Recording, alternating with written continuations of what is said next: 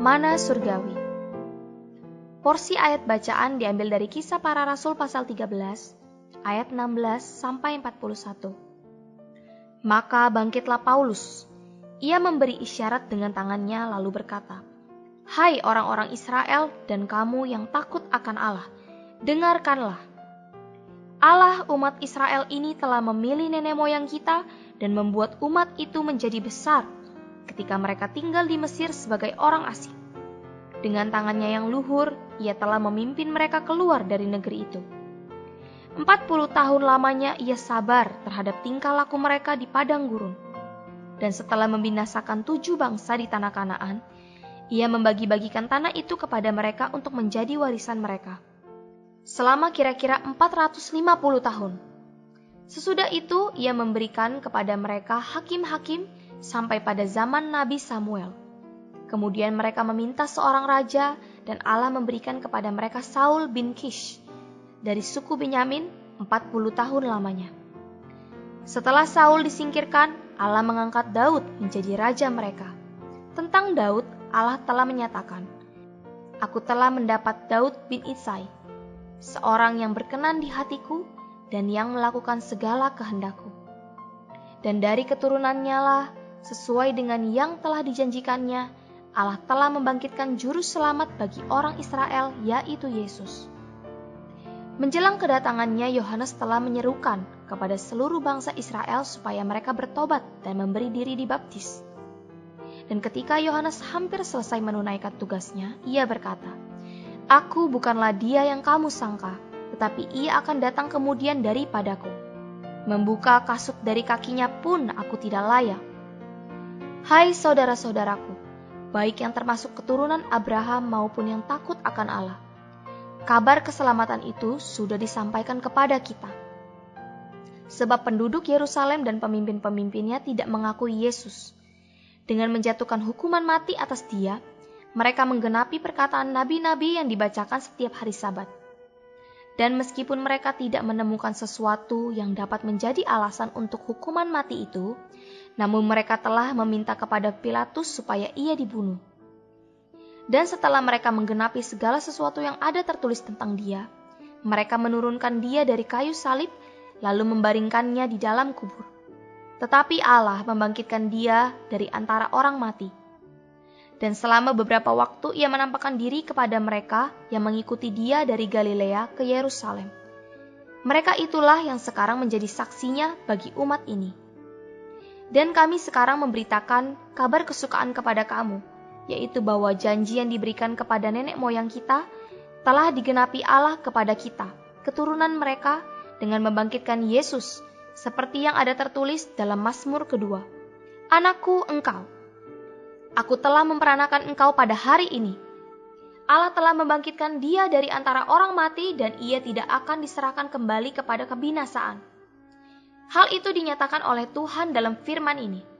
Aku akan menggenapi kepadamu janji-janji yang kudus yang dapat dipercayai, yang telah kuberikan kepada Daud. Sebab itu ia mengatakan dalam Mazmur yang lain, engkau tidak akan membiarkan orang kudusmu melihat kebinasaan. Sebab Daud melakukan kehendak Allah pada zamannya, lalu ia mangkat dan dibaringkan di samping nenek moyangnya. Dan ia memang diserahkan kepada kebinasaan. Tetapi Yesus yang dibangkitkan Allah tidak demikian. Jadi ketahuilah, hai saudara-saudara, oleh karena dialah maka diberitakan kepada kamu pengampunan dosa. Dan di dalam dialah setiap orang yang percaya memperoleh pembebasan dari segala dosa yang tidak dapat kamu peroleh dari hukum Musa. Karena itu, waspadalah, supaya jangan berlaku atas kamu apa yang telah dikatakan dalam kitab nabi-nabi.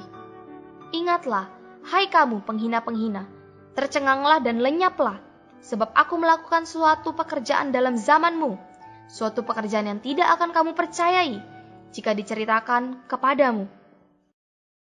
Saudara-saudari, pagi ini kita membaca Kisah Para Rasul pasal 13 ayat 16 sampai 41 yang menyajikan tentang Paulus dan rekan-rekan sekerjanya ke Antiokhia di Pisidia, memberitakan Kristus yang mati dan bangkit sebagai juru selamat. Perkataan Paulus dalam pasal 13 ayat 17 sampai 22 itu seluruhnya berdasarkan kitab suci. Pemberitaan dan pengajaran Paulus berdasar pada perjanjian lama. Namun, perjanjian lama itu mengandung banyak hal. Sejarah, hukum Taurat, lambang-lambang, dan nubuat-nubuat. Orang Yahudi mempelajari perjanjian lama minggu demi minggu, tetapi mereka tidak menaruh perhatian kepada Kristus. Mereka memiliki beberapa pemikiran mengenai Mesias, tetapi mereka tidak memiliki pengertian apapun tentang Kristus. Ketika Paulus masuk ke dalam rumah ibadat untuk memberitakan dan mengajar, ia tidak memperhatikan hal yang lain selain Kristus. Paulus memang membicarakan catatan sejarah dalam perjanjian lama, membicarakan tentang Allah membawa umatnya keluar dari Mesir dan tentang Saul dan Daud. Tetapi ia membicarakan itu guna mempersiapkan jalan untuk memberitakan Kristus. Setelah memulai dengan sejarah sampai zaman Daud, Paulus selanjutnya menunjukkan bahwa dari keturunan Daud, Allah membawa seorang juru selamat, Yesus Kristus.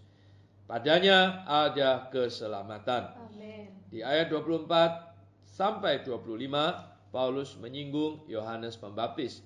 Di sini Paulus menunjukkan bahwa sebelum Kristus datang, Yohanes mengumumkan baptisan tobat. Bertobat berarti mengubah pikiran, dan baptisan berarti mengubur orang-orang yang bertobat, mengakhiri mereka, supaya juru selamat menunaskan mereka melalui kelahiran kembali. Sewaktu Paulus melanjutkan membicarakan tentang firman keselamatan ini, ia menekankan ketersaliban Kristus. Paulus menunjukkan bahwa umat Israel telah membunuh dia. Mulai ayat 30, Paulus mulai melanjutkan membicarakan tentang kebangkitan Kristus. Kebangkitan adalah satu kelahiran bagi manusia Yesus. Dia dilahirkan Allah di dalam kebangkitannya untuk menjadi putra sulung Allah di antara banyak saudara. Sejak kekekalan, dia adalah putra tunggal Allah. Setelah inkarnasi melalui kebangkitan, dia dilahirkan Allah di dalam keinsaniannya untuk menjadi putra sulung Allah. Sebagai putra sulung Allah, Tuhan adalah perwujudan dari hayat ilahi. Amin. Melalui kebangkitan, Kristus menjadi putra sulung Allah sebagai penyalur hayat untuk perkembangbiakan hayat. Pertama, dia adalah putra tunggal Allah sebagai perwujudan hayat. Sekarang dia adalah putra sulung untuk perkembangbiakan hayat. Melalui dia menjadi putra sulung Allah dalam kebangkitan, hayat ilahi telah disalurkan ke dalam semua orang berimannya untuk menghasilkan perkembangbiakan hayat itu yang terwujud di dalam dia. Pemikiran Paulus dalam pasal 13 ayat 33 dan 34 itu sangat dalam. Kristus yang bangkit, yang adalah putra sulung Allah yang dihasilkan melalui kelahirannya kali kedua, kebangkitannya adalah yang kudus yang dapat dipercayai. Kristus yang bangkit adalah yang kudus yang dapat dipercayai, yang diberikan Allah kepada kita. Di sini Paulus menunjukkan bahwa Kristus yang bangkit bukan hanya juru selamat kita yang membawa keselamatan Allah kepada kita, juga bukan hanya putra sulung Allah. Dia yang bangkit ini pun adalah yang kudus, yang dapat dipercayai sebagai satu karunia yang diberikan Allah kepada kita. Apakah yang kudus yang dapat dipercayai ini? Ini adalah berbagai aspek hakiki Kristus. Menurut perjanjian baru, Kristus adalah hayat, terang, kasih karunia, keadilan, kekudusan, pengudusan, dan pembenaran. Amin. Dia juga adalah roti hayat dan air hidup. Amin. Selain itu, yang kudus yang dapat dipercayai ini mencakup semua aspek Kristus yang tersingkap dalam 1 Korintus. Kekuatan, hikmat, keadilan, pengudusan, penebusan, kemuliaan, hal-hal yang tersembunyi dari Allah, fondasi unik bangunan Allah, Paskah, roti yang tidak beragi, makanan rohani, minuman rohani, batu karang rohani, kepala, tubuh, buah sulung, manusia kedua, dan Adam yang akhir. Amin. Kita melihat lebih banyak aspek tentang Kristus dalam kitab Injil Yohanes, seperti gembala dan padang rumput.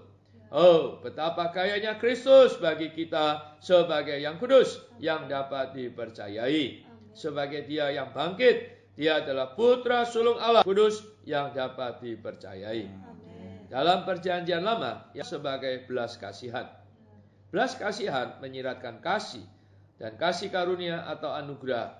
Tetapi belas kasihan ini mencapai lebih jauh daripada kasih. Di mana kasih dan kasih karunia tidak dapat mencapainya, belas kasihan dapat mencapainya. Semua yang kudus yang dapat dipercayai adalah Kristus itu sendiri sebagai belas kasihan bagi kita.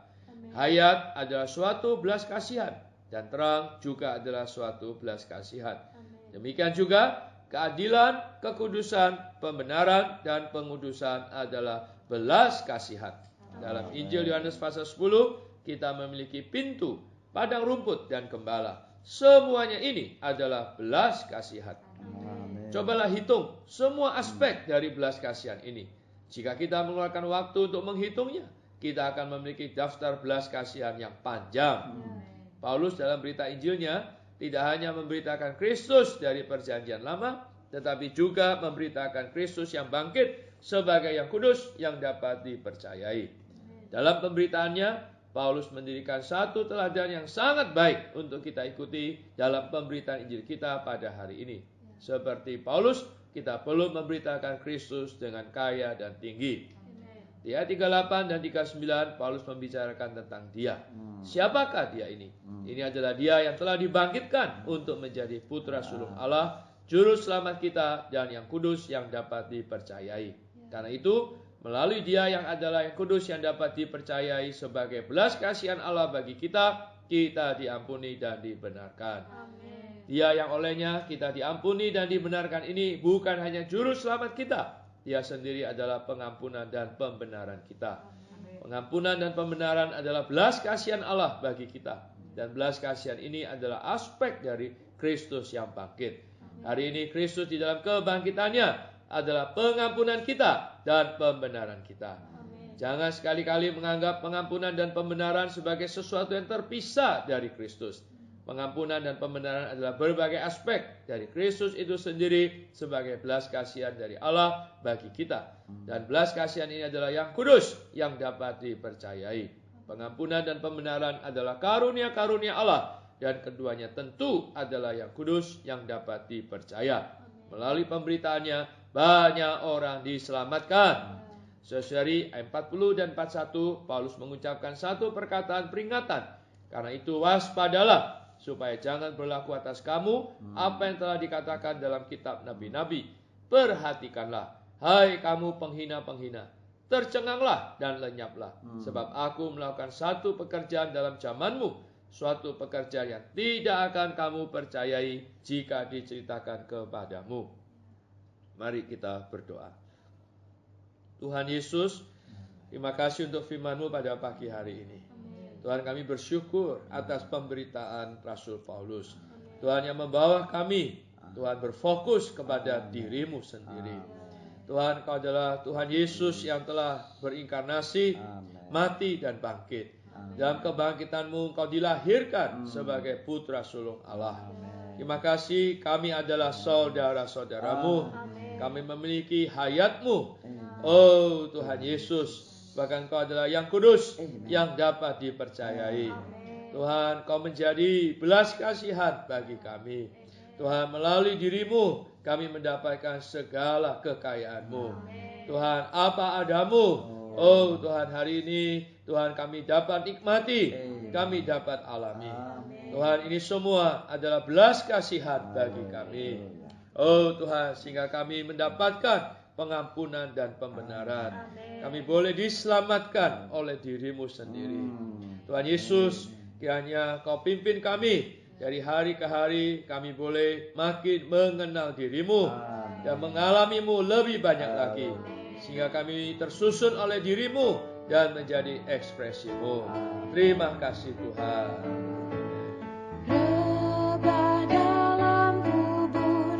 Yesus Tuhanku, tunggu